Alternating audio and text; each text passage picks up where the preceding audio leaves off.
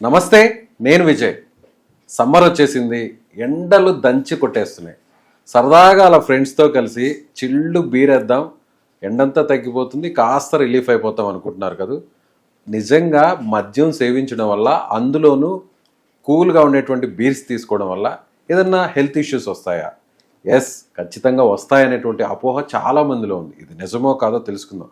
అందులోనూ piles, fistula, fisheries ఇలాంటి సమస్యలు మీకు కాచుకొని కూర్చొని ఉంటాయా? అసలు మందు తాగితే, ముఖ్యంగా చల్లటి బీర్లు తాగితే ఈ సమస్య వస్తుందా రాదా? వీటి గురించి డీటెయిల్గా తెలుసుకునే ప్రయత్నం చేద్దాం. ప్రస్తుతం నేను హైదరాబాద్లోని కేపీహెచ్బిలో ఉన్నటువంటి ట్రీట్మెంట్ రేంజ్ హాస్పిటల్లో ఉన్నాను. The famous laser surgeon doctor Sridhar Reddy గారు మనతో ఉన్నారు. సార్ నమస్తే. సార్, చాలా మందికి మద్యం అలవాటు ఉన్న వాళ్ళకి, ముఖ్యంగా చిల్లు బీర్స్ తాగే వాళ్ళకి ఈ డౌట్ ఉంది.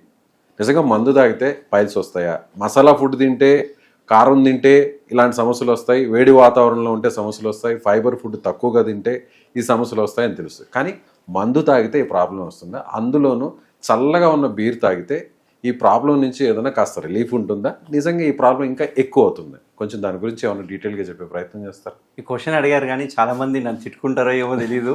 ఎందుకంటే నేను చెప్పిన తర్వాత బీర్ బంద్ చేస్తారా, బీర్ ఎక్కువ తాగుతారో అయితే నాకు తెలీదు. బట్ మంచి క్వశ్చన్ అడిగిండ్రు. యాక్చువల్గా మనకి పైల్స్ రావడానికి ముఖ్య కారణము ఒకటి కాన్స్టిపేషన్. సో ఈ కాన్స్టిపేషన్ ఎందుకు వస్తుంది? ఓన్లీ ఫుడ్ ఒకటి మంచిది తీసుకోవడం వల్ల కాదు.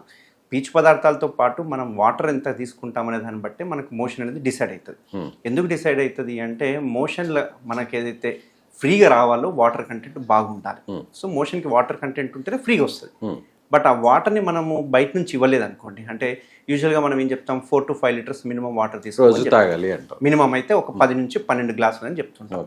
సో ఆ 10 నుంచి 12 గ్లాసులు తీసుకుంటే ప్రశాంతంగా మోషన్ ఫ్రీగా వస్తుంది. వాళ్ళకి ఎటువంటి పైల్స్ రావు, ఫిషర్ రాదు, ఫిస్టులు రాదు, హ్యాపీగా ఉంటారు. ఎప్పుడైతే బేసిక్గా ఓకే. సో లైఫ్ స్టైల్లో ఇది ఒక మెయిన్ రీజన్ గా పెట్టుకోవాలి. లైఫ్ స్టైల్ మనం తినకపోయినా 5 లీటర్ల వాటర్ అయితే ఖచ్చితంగా తీసుకోవాలి. ఎలాంటి ఫుడ్ తీసుకునే పరిస్థితులు ఉన్నా కూడా, అందులోనూ ఇట్లాంటి నాన్ వెజ్ ఐటమ్స్ ఎక్కువ తీసుకుంటే, లేకుంటే బిర్యానీ, డాల్డా ఐటమ్స్ ఎక్కువ తీసుకుంటే ఇంకొక 2 గ్లాసులు ఎక్కువనే తీసుకోవాలి. ఎందుకు అంటే ఆ పీచు పదార్థాలకి వాటర్ కంటెంట్ ఎంత ఉంటే అంత మంచిగా మోషన్ అనేది లూజ్గా మంచిగా ఫ్రీగా వస్తుంది. సెమీ సాలిడ్, సెమీ లిక్విడ్ లాగా రావాలి స్టూల్స్ అనేవి, గట్టిగా రాకూడదు.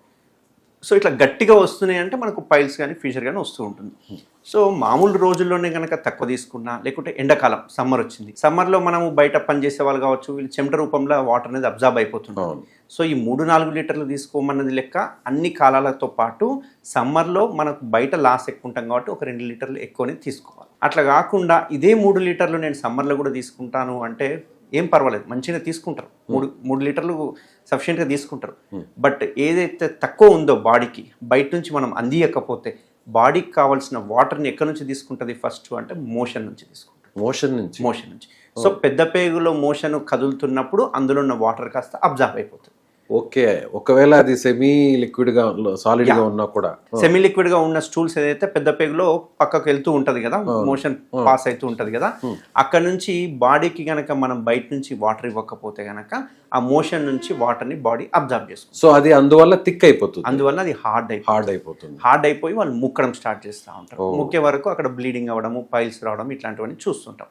అందుకే చూసుకుంటే ఎండాకాలం ఈ ప్రాబ్లం ఎక్కువ ఉంటుంది. మోషన్లో బ్లడ్ పోవడం కావచ్చు, పైల్స్ ప్రాబ్లం కానీ. మిగతా వాళ్ళు అందుకే మన దగ్గరకు వచ్చే పేషెంట్స్ చాలామంది సమ్మర్ రాగానే నాకు ఈ ప్రాబ్లం స్టార్ట్ అవుతుంది సార్, మళ్ళీ వర్షాకాలం చలికాలం వస్తే నాకు ఈ పెయిన్ ఉండదు, బ్లీడింగ్ ఉండదు, అంత మంచిగా అనిపిస్తుంది. ఆల్మోస్ట్ 80% ఇదే ప్రాబ్లం చెప్తుంటారు. సో ఇక్కడ ఏంటంటే వాటర్ కంటెంట్ అనేది ఇక్కడ ఇంపార్టెంట్. అయితే ఇక్కడ మీరు అడిగిన దానిలో మందు తీసుకుంటే మంచిదా, బీర్ ఎస్పెషల్లీ మంచి చిల్డ్ బీర్ తీసుకుంటే అది కూడా వాటరే కదా అని అంటాం.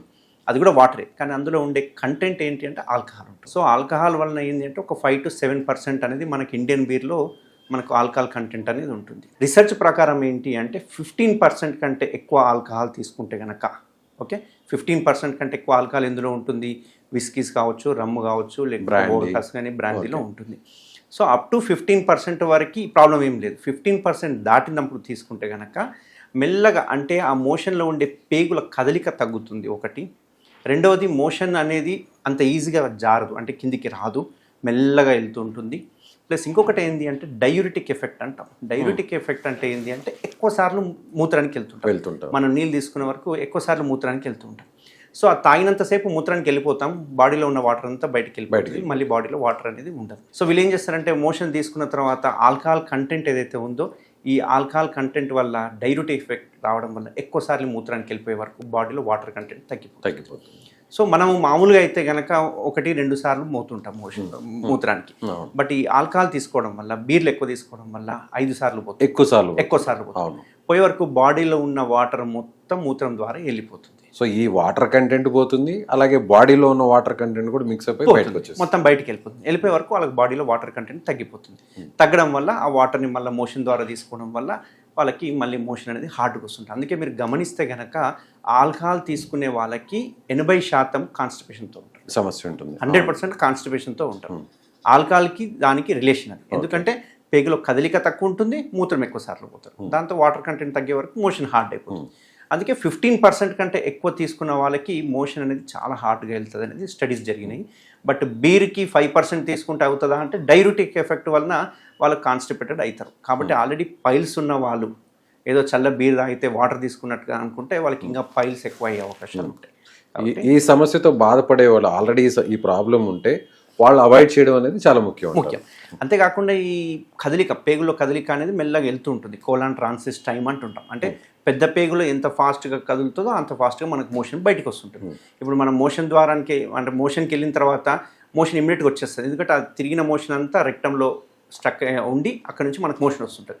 మనం మోషన్కి వెళ్ళే టైంకి అదంతా ఎంటీ కాలేదనుకోండి, మళ్ళీ 1 గంట తర్వాత మళ్ళీ మోషన్ వస్తుంది. ఎందుకంటే పెద్ద పేగులో స్లోగా అవుతుంది. ఈ ఆల్కహాల్ తీసుకోవడం వల్ల మోషన్లో స్లో కదలికలు తగ్గిపోతాయి. అట్లా కదలికలు తగ్గడం వల్ల అందులో ఉన్న బ్యాక్టీరియా కూడా అబ్జర్బ్ అయ్యే అవకాశాలు ఉంటాయి. ఈ ఆల్కహాల్ తీసుకోవడం వల్ల మంచి బ్యాక్టీరియా చచ్చిపోతుంటుంది. సో మనకు మైక్రోన్యూట్రియంట్స్ ఏవైతే ఉంటాయో అబ్జర్బ్ కావు, ఇవన్నీ ప్రాబ్లమ్స్ ఉంటాయి. సో ఆల్కహాల్ కంటెంట్ అనేది ఎక్కువ తీసుకోవడం వల్ల 100% కాన్స్టిపేషన్లోకి వస్తారు. సో మీరు ఒక మాట అన్నారు సార్, ఒక పాయింట్ చెప్పారు, మోర్ దాన్ 15% ఉన్న ఆల్కహాల్ ఉన్న ఎనీ ఐటమ్స్ అంటే whisky, vodka, rum and etcetera ఇవి తీసుకోకూడదు అన్నారు. కానీ మన ఇండియన్ ఆల్కహాలిక్స్ అంతా కూడా వాటర్ కంటెంట్ని ఎక్కువగా యూజ్ చేస్తుంటారు. సో అలాంటి వాళ్ళకి ఏదన్నా దీని నుంచి ఏదన్నా తప్పించుకునే అవకాశం ఉంటుంది. అంటే ఫారినర్స్ అంటే కొంచెం రా తీసుకుంటారు ఆల్కహాల్, మన ఇండియన్స్ ఆల్మోస్ట్ అంతా కూడా తక్కువ మందు పోసుకొని ఎక్కువ వాటర్ తాగుతున్నాం, నాకేం కాదు అనుకునే వాళ్ళకి ఏం చెప్తారు? బట్ అక్కడ మీరు గమనించాల్సింది ఏంటి అంటే ఉన్నదానిలో కొంచెం నీళ్ళు పోసుకోవడం వల్ల అది డైల్యూట్ అవుతుంది. కానీ 15% ఆల్కహాల్ అయితే డైల్యూట్ అవ్వదు. 15% సేమే ఉంటుంది మీరు తీసుకునే కన్సంప్షన్ చేసే దానిలో. ఇప్పుడు నేను 15% అని చెప్పాను, యూజువల్గా బీర్లలో 5 to 7% ఉంటుంది. అంటే ఒక 3 బీర్లు తాగే వరకు అది 15%. సో ఎనీథింగ్ 15 ఎబో వాటర్ కలుపుకున్నా కలుపుకోకపోయినా కంటెంట్ వెళ్ళేదైతే బాడీలో సేమ్ కాబట్టి 100% అది మంచి బ్యాక్టీరియాని చంపేస్తుంది అండ్ కాన్స్టిపేషన్ అనేది 100%. అలాగే పైల్స్ ఉన్న వాళ్ళు కూడా ఈ సమస్యతో బాధపడే వాళ్ళు, ఫిషరీస్ ఫిస్టులాతో ఉన్న వాళ్ళు కూల్ వాటర్ తాగితే ఏం కాదు, ఓన్లీ హాట్ వాతావరణం ఉన్నప్పుడే లేదా హాట్ ఫుడ్ లేదా మసాలా ఫుడ్ తీసుకున్నప్పుడు, స్పైసీ ఫుడ్ తీసుకున్నప్పుడు ఈ ప్రాబ్లం వస్తుంది. సో ఈ ఆల్కహాల్ కూడా కూల్ వాటర్, చిల్లు వాటర్ మిక్స్ చేసుకుంటే ఏం కాదు అని చాలా మంది తాగుతుంటారు. అలాంటి వాళ్ళకి ఏం చెప్తారు? యూజువల్గా మనము మందు ఒకటే ఆలోచిస్తారు, కానీ మందు పక్కన తినే స్టఫ్ కూడా ఆలోచించాలి. ఎందుకు అంటే ఈ మందు పక్కన మనం దాగి ఒక గ్లాస్కి కిలో చికెన్ తినేస్తుంటారు. సో ఇదేంటంటే ఆ పక్కన ఫుడ్ తింటుంటారు చూసారా, దానివల్ల కాన్స్టిపేషన్ అవుతుంటుంది. మందు పక్కన పెట్టేసినా కానీ వాళ్ళు తినే ఫుడ్ ఐటమ్స్ కావచ్చు, ఎందుకంటే అందులో పీచు పదార్థాలు ఎవరు తిన్నారు. ఇప్పుడు ఫారినర్ చూసుకుంటే వాళ్ళు జస్ట్ పెగ్ తీసేసుకుంటారు, వెళ్ళిపోతుంటారు. మన వాళ్ళు దాన్ని కలుపుకొని ముచ్చట్లు పెట్టి 1 గంట 2 గంటలు టైం స్పెండ్ చేసే వరకు అక్కడ కిలో చికెన్ వెళ్ళిపోయి ఉంటుంది. అవును. సో అవన్నీ కూడా మనము లెక్క, కొంతమంది మందు తాగేది ఎక్కువ, తినేది ఎక్కువ, ఇది తక్కువ అది ఎక్కువ ఉంటుంది. సో కాన్స్టిపేషన్ ఉన్న వాళ్ళు మందు కూర్చున్నారు అంటే దాని పక్కన ఉన్న ఐటమ్స్ కూడా ఆలోచించుకోవాలి. అందుకే యూజువల్గా నేను ఎప్పుడన్నా నా పేషెంట్స్కి తప్పదు నేను ఆల్కహాల్ తీసుకుంటాను, నాకు అలవాటు ఉంది అన్న వాళ్ళకి నేను చెప్తుంటానంటే పక్కన స్టఫ్ బదులు ఫ్రూట్స్ తీసుకోవడం కానీ, క్యారెట్ కీరా తీసుకోవడం కానీ ఇట్లాంటివి చేయండి అని చెప్తాను. దానివల్ల కొంచెం మనకు సైడ్ ఎఫెక్ట్స్ అనేది తగ్గుతుంది అన్నమాట. అంటే ఫైబర్ ఫుడ్ స్టఫ్ని తీసుకోవడం వల్ల కొంతవరకు దాని నుంచి ఉపశమనం పొందవచ్చు. Thank you.